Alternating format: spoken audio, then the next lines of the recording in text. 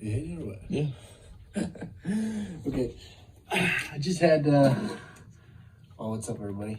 So what I'm doing here is trying to grow some mushrooms. I got a little grow kit from offline. Came out with a couple of good mushrooms. So what I'm doing now is I'm gonna take the actual brick, and after it's been used, I did this once before with some other kind of mushrooms, and you'll see what works with this oyster variety. And I'm gonna break up all the brick in layers, layering with some of these wood pellets that I've been soaking, and layer the mycelium in different layers with these wood pellets, and then cover it up for about a couple of weeks and see if it starts colonizing and spreading into this. So that way I just have a bigger harvest of mushrooms. And then so what I'm gonna do is just gonna keep continuing this process with more and more buckets, hopefully if everything goes well. And so starting from this, and hopefully having a many number of buckets growing oyster mushrooms.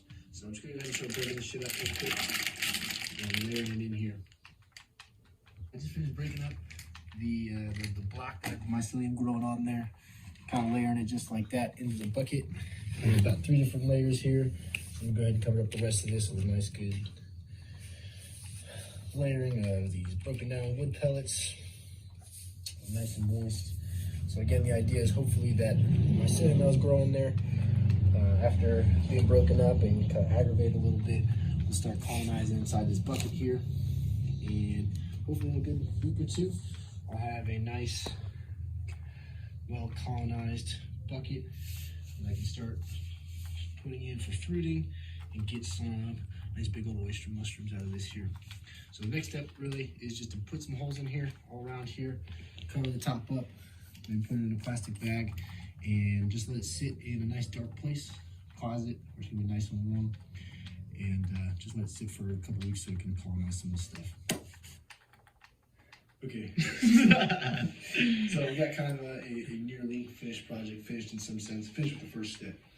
I'm actually gonna put it in this box to keep the humidity kind of up. This is another box that I was actually gonna have for another mushroom project. It's got holes drilled all around, but figured it might work pretty well with this one. Again, got the little 3-gallon bucket or something in there. I'll put some holes on the side, some saran wrap on top, make sure it has adequate enough air. I'm gonna put it in this dirty ass door closet. It's not dirty. You know how neat that shit is. Put it in the back there, and hopefully have some mushrooms growing.